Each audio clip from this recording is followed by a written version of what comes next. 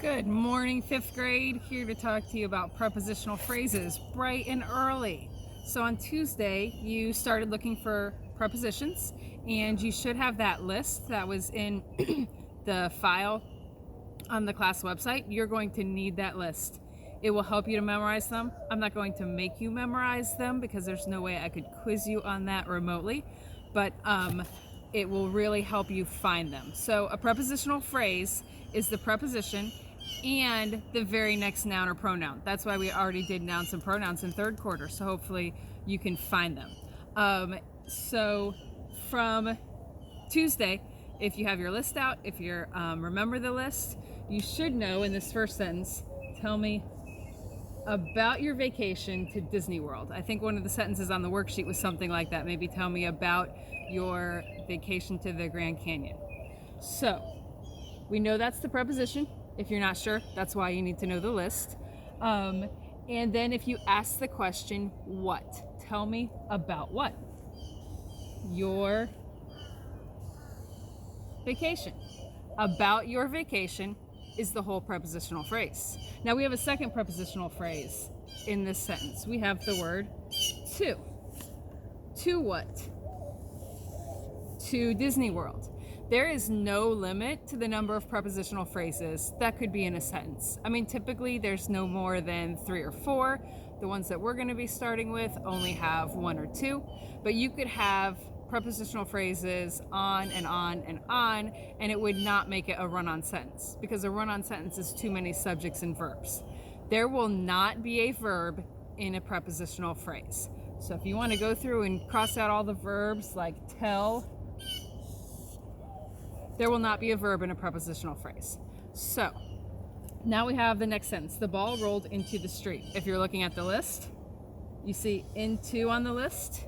To find the object of the preposition, that's the noun at the end of the prepositional phrase. Into what? Into the street. So this is the preposition. I'm going to abbreviate it prep. This is the object.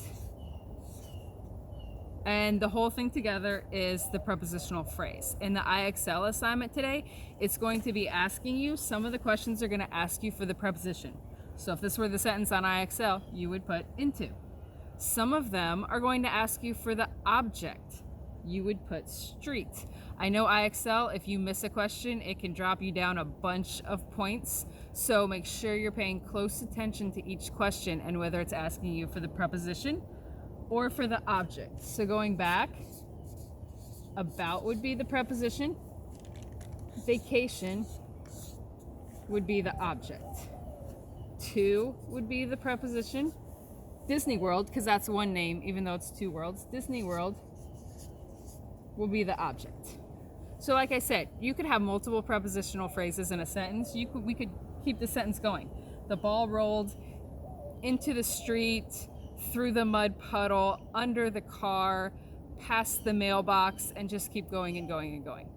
So if we were in class, we would have a contest right now in groups to see which group could write the most prepositional phrases that you could do in the classroom.